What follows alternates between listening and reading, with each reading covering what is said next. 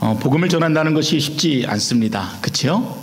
주변 사람들에게 예수님을 나타내고 그리고 이 복음의 진리들을 전하여서 함께 교회 안에 모인다는 것이 결코 쉬운 일이 아닙니다. 그러나 가만히 좀 돌아보면은 하나님은 우리의 방법이 아니라 늘 하나님의 방법으로 그 영혼들에게 다가가시고 또 여러 가지 기회들과 방법들을 붙이셔서 그 영혼이 결국 주님께로 돌아오도록 하십니다. 강남에서 노방전도를 하면서 제 마음에 들었던 늘 생각이 그런 거였습니다. 꼭 이런 방법으로 복음을 전해야만 되나. 사람들이 찡그리고 또 때로는 손가락질도 하는데 꼭 그렇게 사람이 많이 다니는 길에서 기타를 치며 찬양하고 또 예수를 전하는 것이 과연 무슨 효과가 있을까, 이런 마음을 가지고 그렇게 했습니다. 한 7년 정도 그렇게 했던 것 같아요. 근데 제가 지나고 나서 그 마음에 어떤 생각을 갖게 됐냐면은 이것이 내 생각일 뿐 하나님께서는 그 방법을 통하여서도 잃어버린 영혼들을 구원하신다는 것입니다.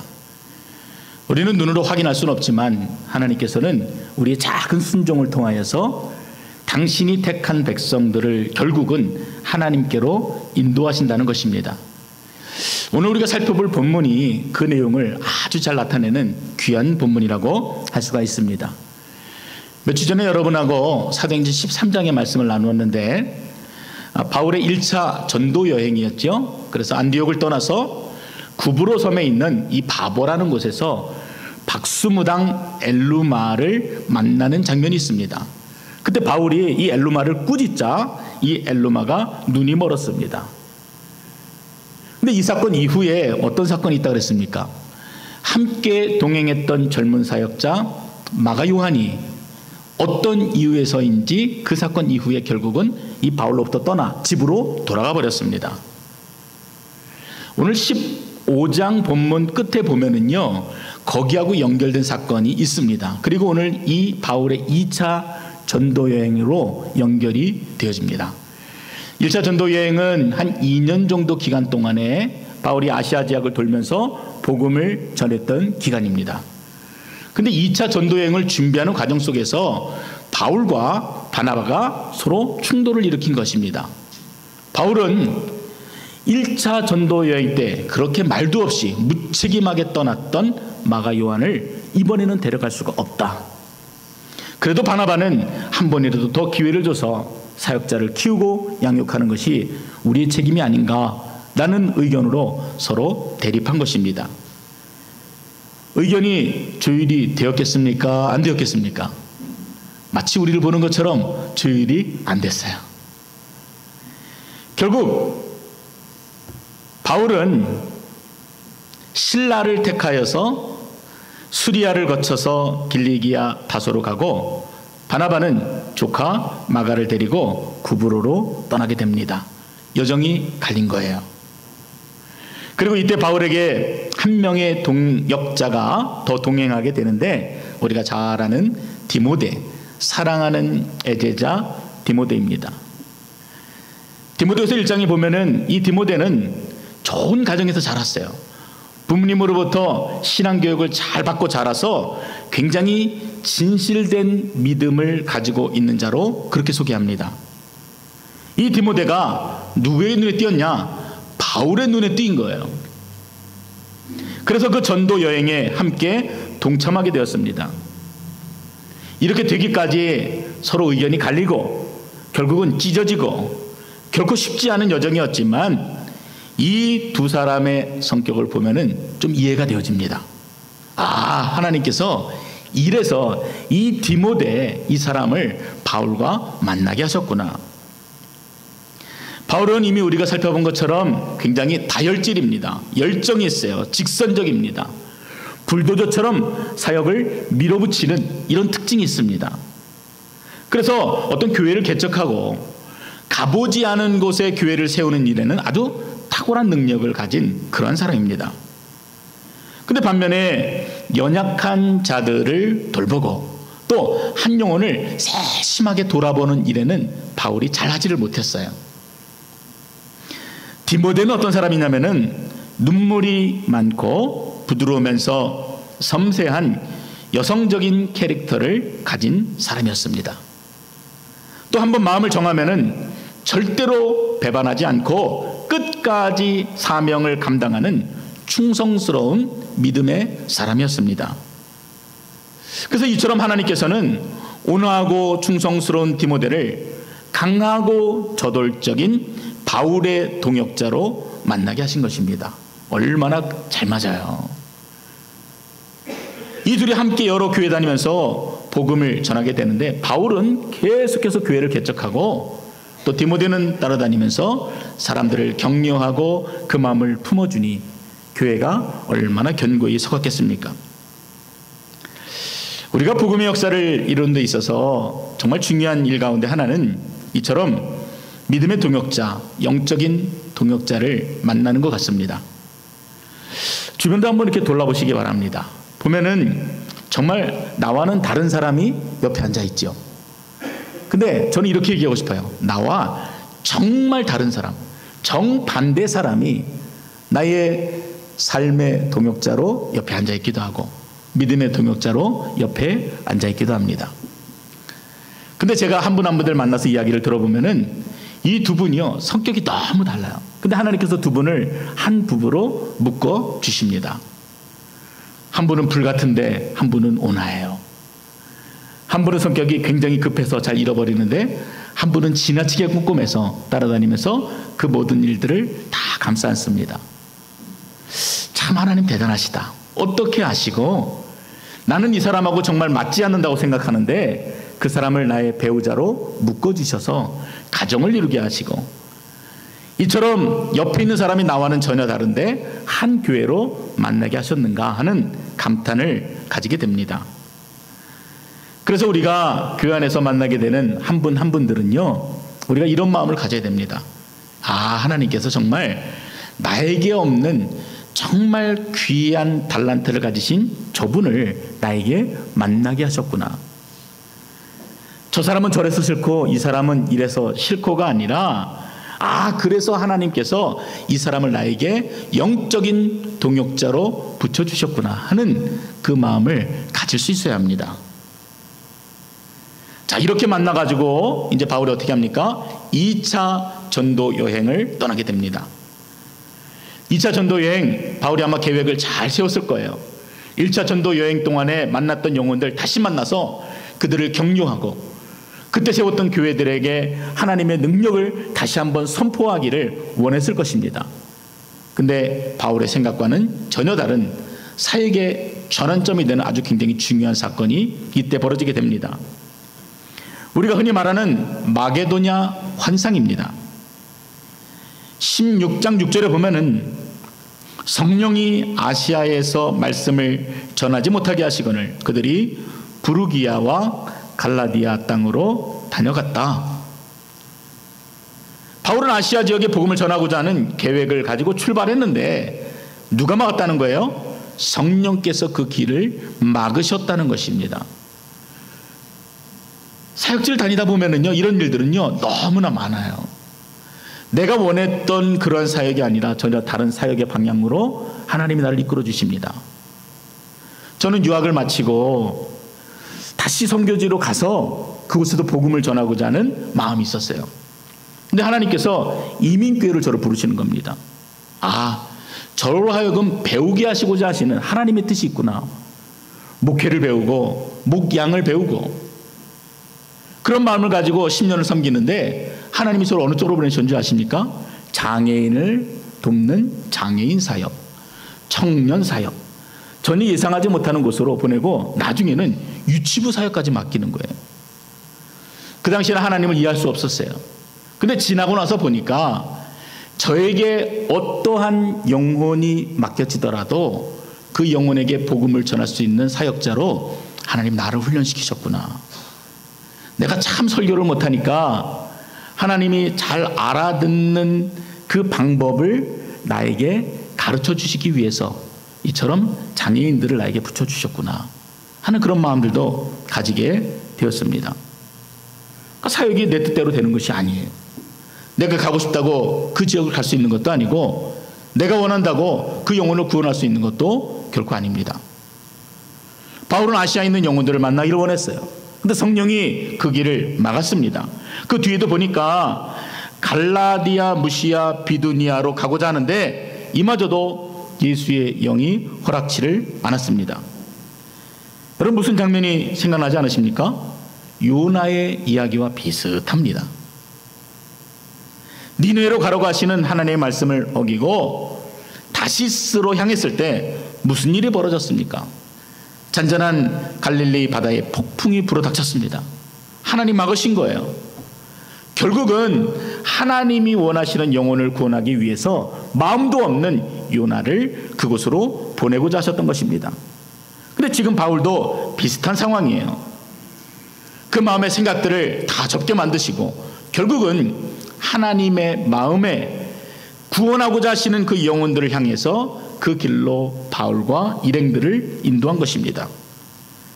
그래서 할 수 없이 드로아로 내려가서 하룻밤을 묵게 되었는데 밤에 한 가지 환상이 바울에게 보였습니다.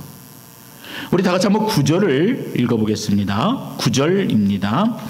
밤의 환상이 바울에게 보이니 마게도냐 사람 하나가 서서 그들에게 청하여 가로되 마게도냐로 건너와서 우리를 도우라 하거늘.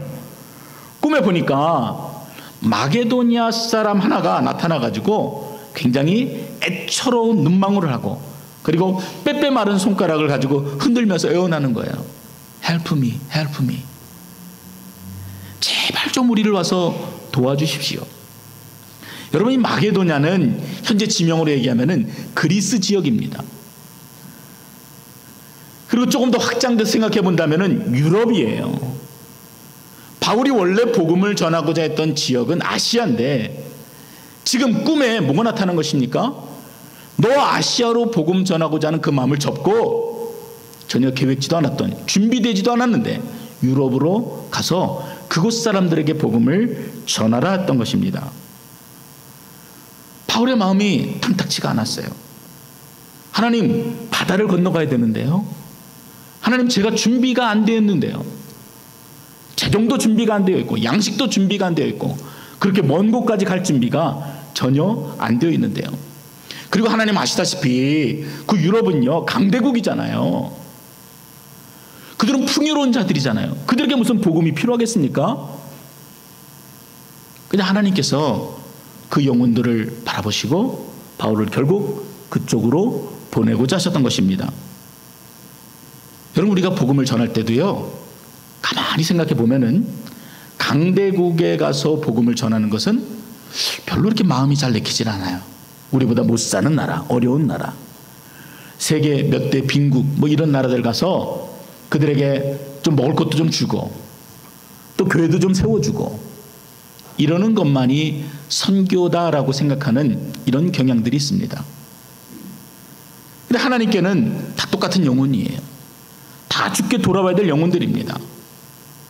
이미 복음이 들어갔던 영국과 프랑스, 유럽에 있는 나라들이 지금 그리스도를 잃어버리고 황폐해져 가고 있는 그 영혼들, 여전히 하나님에 대한 이야기를 듣지 못해서 죽어가고 있는 수많은 아시아와 중국에 있는 영혼들, 주님 보시기에는 다 똑같이 잃어버린 자식들이에요. 하나님께서 왜 이런 바울의 행보를 막으시고 마게도냐로 바울을 보내셨을까? 시간이 지난 다음에 학자들이 이 부분에 대해서 조금 연구를 해보니까 이러한 결론들을 좀 도출하게 되었습니다. 마게도냐는 헬레니즘 문명을 꽃피웠던 진원지였습니다. 그러니까 부유할 뿐만 아니라 문화적으로도 굉장히 풍성했던 지역입니다. 유럽 세계를 정신적으로 지배하고 있던 이 헬레니즘은요, 인본주의입니다. 모든 일에 인간이 중심이 되어 있어요. 주변을 돌아보는 것보다는 인간의 삶을 풍요롭게 하는데 그 초점이 맞춰져 있습니다. 우리들이 지금 겪고 있는 것들과 똑같아요. 유교와 비교해 보면은 지금 굉장히 풍요롭죠. 없는 것이 없죠. 옷도 잘 입고 먹을 것도 뭐 썩어서 버리지 우리가 없어가지고 못 먹진 않습니다. 근데 이 당시에도 이 마게도냐 지역이 인본주의로 인해서 굉장히 풍요로운 삶을 누리게 됩니다. 근데 겉으로는 잘 먹고 잘 살고 고상하고 멋있는 것처럼 보였는데 그들의 내면을 들여다보면은 마치 피골이 상접한 해골처럼 내가 왜 살아야 하는지, 내가 어떤 이유로 존재해야 되는지에 대한 답을 찾지 못하고 있었습니다. 흡사 사도 바울이 환상 속에서 보았던 그 빼빼 마른 노인과도 같이 영적인 기갈 속에 죽어가고 있었던 것입니다. 하나님께서는 바로 이 환상을 통해서 그 선진국 마게도냐의 영적인 상태를 보게 하시고 그들을 향한 절박한 심정을 갖도록 하신 것입니다. 바울을 마게도냐로 보내신 또 다른 이유는 하나님께서 당시 세계 중심이었던 유럽을 먼저 변화시키고자 하셨던 마음도 있습니다. 여러분, 복음의 역사를 가만히 보면은요, 예루살렘에서 시작된 복음이 안디옥으로 넘어가고 안디옥에서 아시아로, 아시아에서 유럽으로, 유럽에서 어떻게 합니까? 다시 아메리카로, 그리고 다시 한국 땅으로 복음을 전했던 그 장엄한 역사를 우리는 알고 있습니다. 그 시작점으로 하나님께서는 이 유럽을 택하신 거예요. 복음이 땅끝까지 전해지도록 하시고자 하시는 그 주님의 마음이 담겨 있었던 것입니다. 특별한 마음입니다. 이것은 바울이 아무리 똑똑하고 배운 것이 많아도 결코 생각해낼 수 없었던 하나님의 원대한 구속의 역사이자 주권적인 섭리였습니다. 잠언 16장 9절 말씀에 보면은 사람이 마음으로 자기의 길을 계획할지라도 그 걸음을 인도하시는 자는 여호와시니라. 우리는 때때로 나름대로의 계획과 비전을 가지고 움직이지만 하나님께서는 내가 생각하는 것보다도 더 좋고 원대한 청사진을 마련해 놓고 우리를 인도해 가시는 것입니다. 언더우드 선교사 하면은 대한민국 조선 땅에 최초로 복음을 전했던 외국 선교사로 우리는 기억합니다. 근데 원래 이분이 조선 땅에 복음을 전하고자 했던 것이 아니었습니다. 조선이라는 나라가 이 지구상에 어디 있는지조차 알지를 못했습니다. 원래 인도에 가고자 했는데 인도에 가고자 하는 길이 막히자 어쩌다 조선 땅으로 오게 되었고 마침내 복음의 씨앗이 이 땅에 심겨진 것입니다. 리빙스턴도 마찬가지입니다. 본래는 중국 선교사로 가고자 하였지만 아펜 전쟁 때문에 중국에서 더 이상 영국 선교사들을 받아들이지를 않았어요. 그래서 할 수 없이 아프리카 땅으로 가게 되었는데 이것이 바로 검은 대륙 아프리카를 복음화시키고자 하는 하나님의 뜻이었던 것입니다. 다시 본문으로 돌아가서 이 마게도냐 환상을 자기의 생각을 접게 만들고 유럽 땅을 보게 하시는 하나님의 뜻을 보게 된 이 바울의 반응을 우리는 주목해야 합니다. 10절에 보면은 바울이 이 환상을 본 후에 우리가 곧 마게도냐로 떠나가기를 힘쓰고 이는 하나님이 저 사람들에게 복음을 전하라고 우리를 부르신 줄로 인정함이르라. 마게도냐로 떠나기를 힘썼다. 이 내용은 잘 들어오는데 우리가 보지 못하는 단어가 하나 숨겨져 있습니다. 바로 곧입니다. 이 바울이 얼마나 하나님의 말씀 앞에 즉각적으로 순종했는지를 보여주는 아주 중요한 키워드입니다. 그가 얼마나 기쁜 마음으로 하나님의 뜻에 자신의 생각을 맞추었는지를 보여주는 단어입니다. 바울은 단 1초도 왜? 라는 질문을 던지질 않았어요. 하나님, 왜 이 가까운 아시아에도 그냥 조금만 걸어가도 만나게 되는 수많은 영혼들이 있는데 왜 저 바다 건너 그 강대국 유럽 사람들에게 복음을 전해야 됩니까? 고집하지 않았습니다. 바울이 이 환상을 본 후에 우리가 곧 마게도냐로 떠나기를 힘쓰니 자신의 뜻을 꺾고 배를 타고 사모드라게로 직행하였던 것입니다. 그 뒤에 10절과 11절을 보면은 바울이 얼마나 신속하게 움직였는가를 보여주는 단어들이 연달아 등장합니다. 곧 마게도냐를 떠나기를 힘쓰고 사모드라게로 직행하고 그리고 이튿날 네아폴리로 가고. 여러분, 이러한 바울의 모습을 보면서 무엇을 깨닫게 됩니까? 말씀을 듣고 곧 순종하고 직행하고 바로 가고, 이런 적극적인 순종의 모습이 정말 우리가 닮아야 될 모습이 아닌가요? 이 모습을 바라보시는 하나님이 얼마나 기뻐하셨을까? 제가 아이들에게, 저희 집 애들에게 하는 이야기가 있습니다. 제가 그런 실수를 어릴 때 많이 했기 때문에 그런 이야기 들려주죠. 여러분, 우리가 자녀들한테 심부름을 많이 시키죠? 이것 가져와라, 저것 가져와라. 근데요, 이제 애들이 좀 커가면서 표정에 그 싫어함이 드러납니다. 저걸 가져오라고 그러면 인상 팍 쓰면서요, 억지로 가져와요. 야, 그래도 기왕 가져오는 거 좀 좋은 표정으로 가져오면 얼마나 좋겠니? 근데 아이들은 그게 잘 안 돼요. 마찬가지로 하나님이 말씀하실 때 두말 하지 않고요, 즉각적으로 순종하는 바울의 모습을 여러분, 부모 되신 하나님이 얼마나 기뻐하셨겠습니까? 정말 기뻐하셨겠죠. 야, 저 녀석이 내 마음을 알아주는구나. 자신의 뜻이 분명 있을 텐데, 그리고 자기가 경험했던 그 세계가 얼마나 강직한 사람인지를 내가 아는데 그 뜻을 꺾고 내 말에 순종해 주는구나.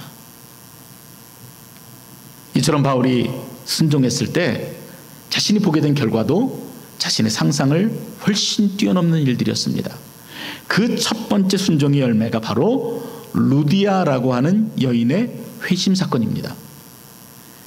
네아폴리를 거쳐서 빌립보에 도착한 바울은 이제 어떻게 될지 몰랐어요.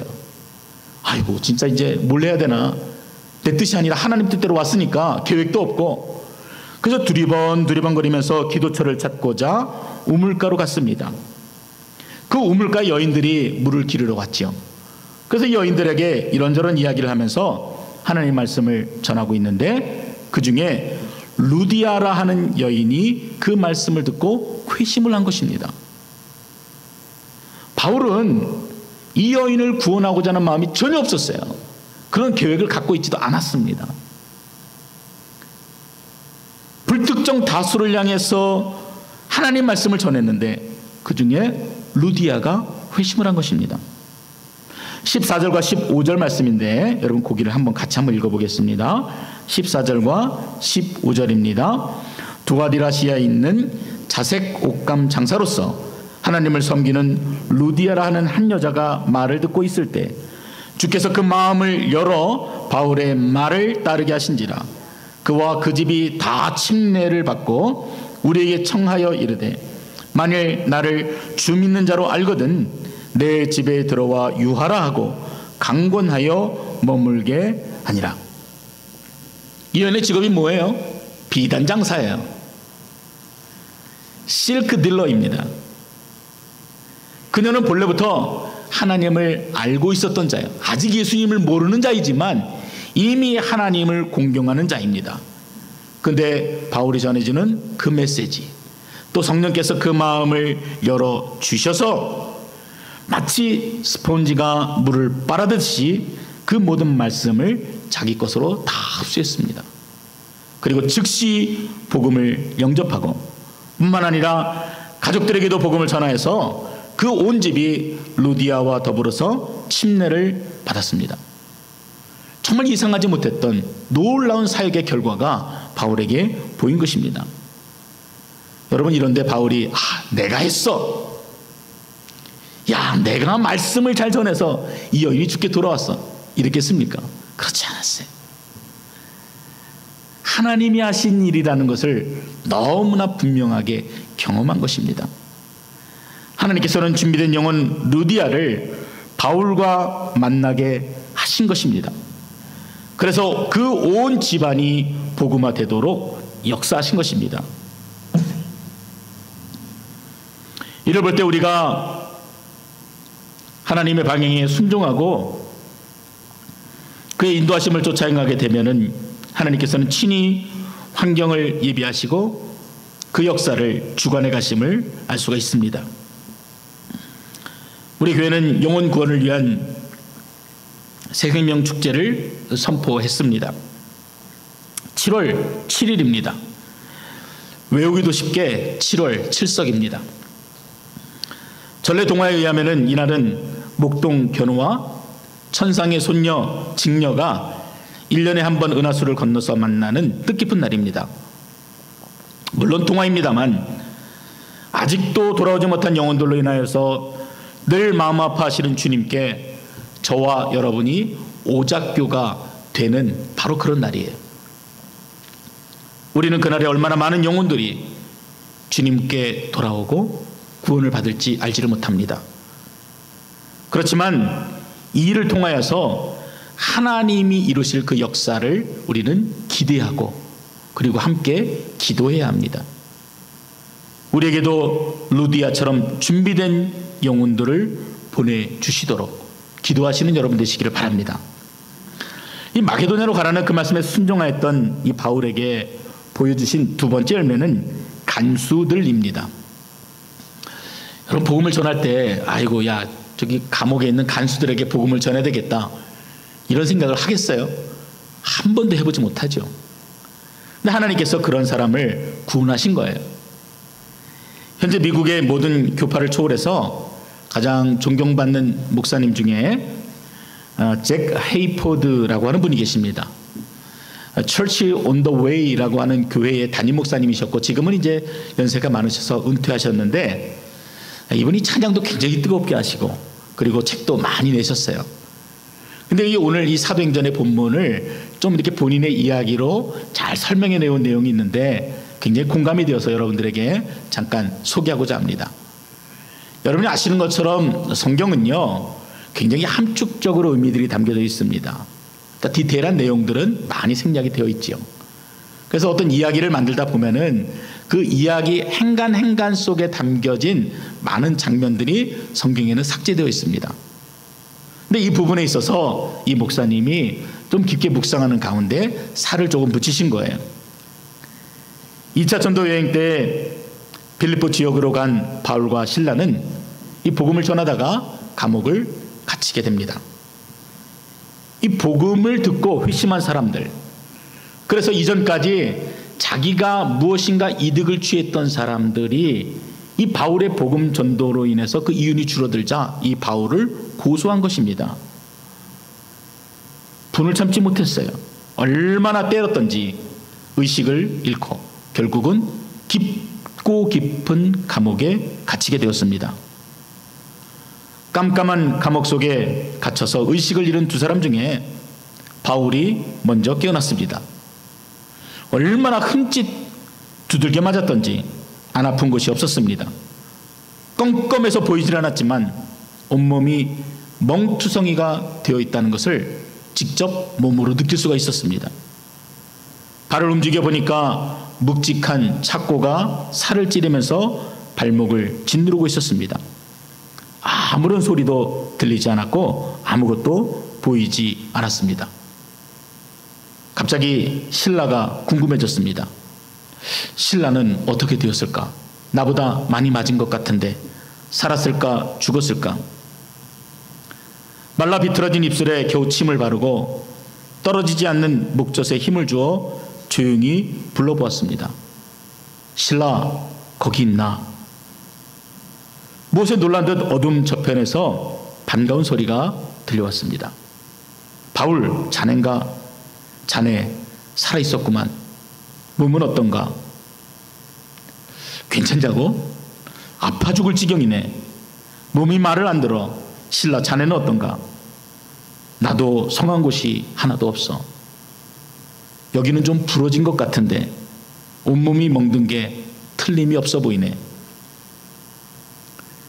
근데 바울이 이렇게 말하는 거예요.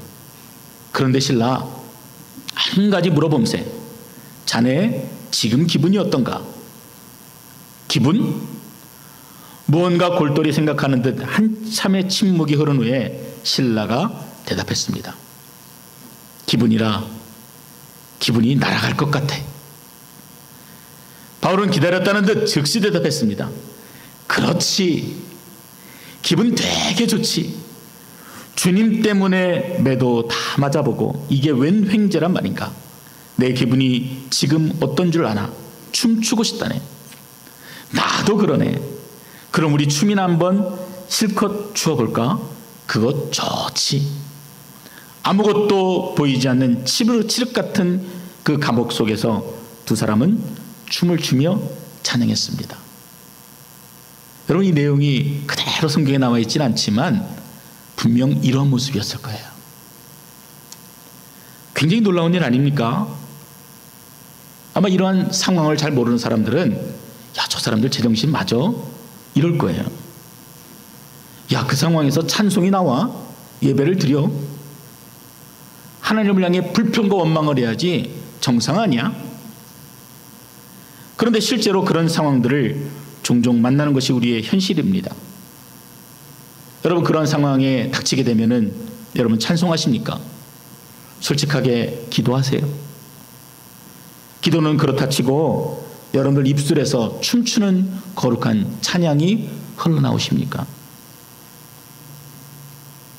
아마도 바울과 실라는 예수님께서 마태복음 5장 11절 12절에 하셨던 그 말씀을 기억했을 것입니다. 나를 인하여 너희를 욕하고 핍박하고 거짓으로 너희를 거스려 모든 악한 말을 할 때에는 너희에게 복이 있나니 기뻐하고 즐거워하라. 하늘에서 너희 상이 큽니다. 사실 바울은요, 내가 로마 시민권을 가진 자입니다 라고 말한다면은 얼마든지 매를 맞지도 않고 감옥에 갇히지도 않을 수 있었습니다. 근데 마다한 거예요. 예수 그리스도의 남은 고난을 그의 몸된 교회를 위하여서 자신의 육체에 채우고자 하였던 것입니다. 바울은 후에 로마서 8장 17절과 18절에서 이렇게 말합니다. 우리가 그와 함께 영광을 받기 위하여 고난도 함께 받아야 될 것이니라. 생각건대 현재 고난은 장차 우리에게 나타날 영광과 좋게 비교할 수 없도다. 여러분 믿으십니까? 아멘.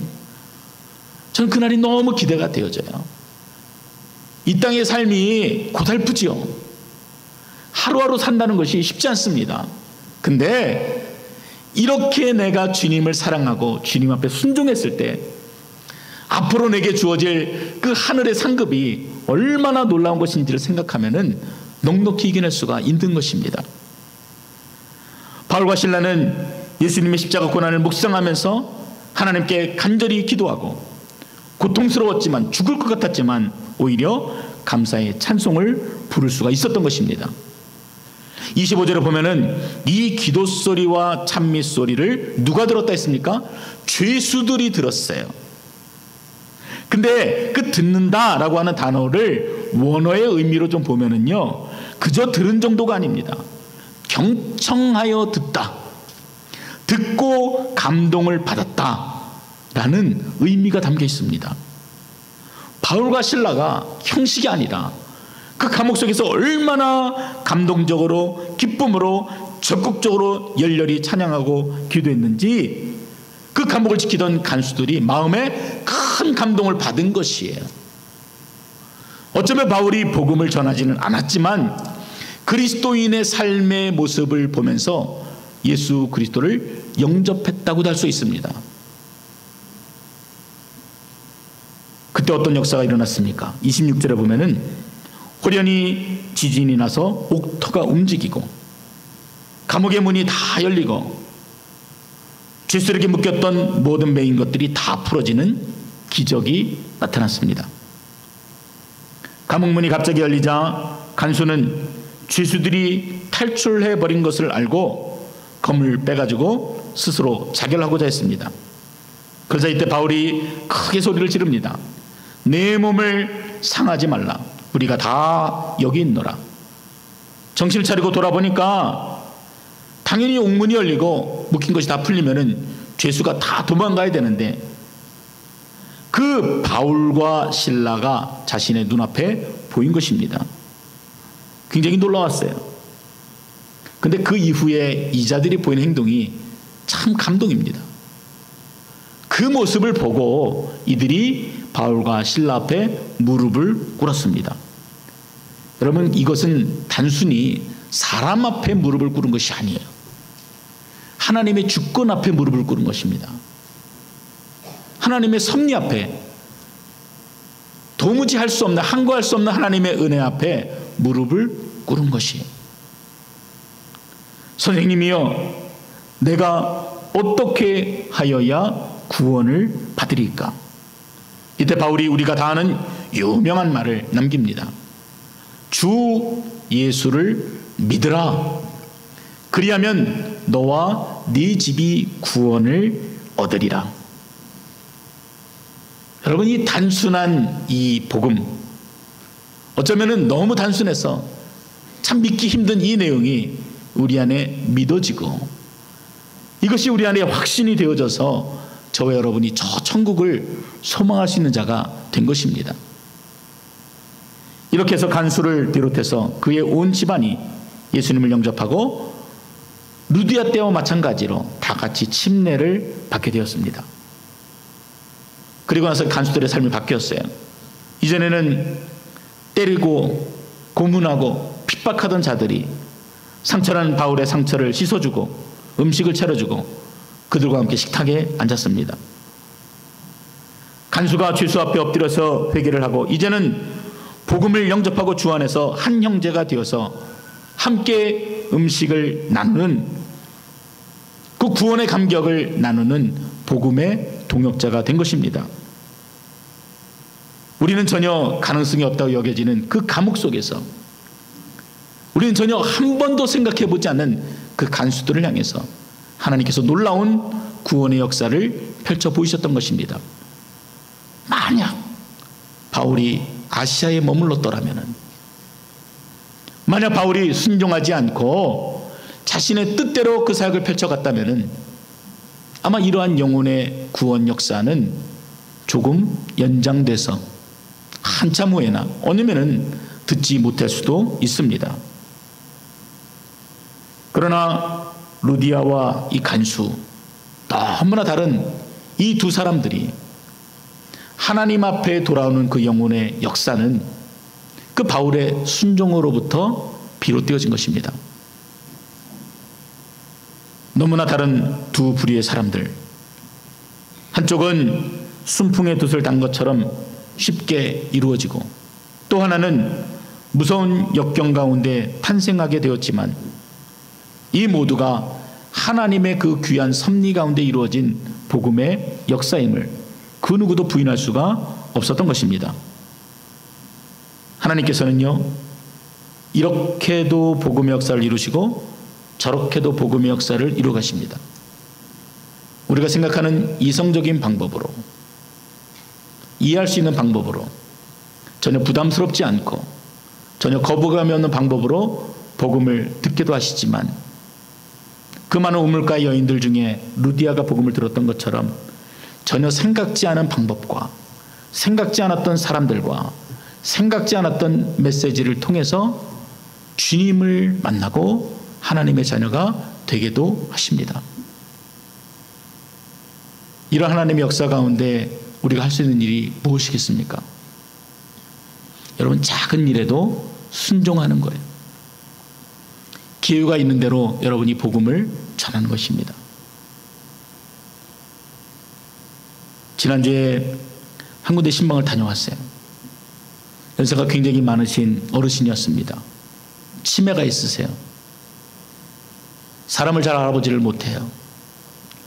70이 넘은 아들을 20몇 살의 청년 아들로 기억하고 있는 그런 분이십니다. 이분에게 무슨 복음을 전한다고 이분이 주님 앞에 돌아올 수 있을까? 우린 그렇게 생각할지 모릅니다. 그런데 하나님께서 역사하시면은요, 그 영혼도 주님을 만납니다. 예수님이 얼마나 당신을 사랑하시는지 우리가 기회가 되는 대로 전하고 전할 때 그 영혼이 주님을 만나게 되는 거예요. 어쩌면 우리 눈에는 보이지 않을 수 있어요. 치매 걸리신 노인이 무슨 입술을 열어서 내가 주님을 영접하겠습니다 이렇게 말하겠어요. 그러나 그분이 듣고 성령이 역사하셔서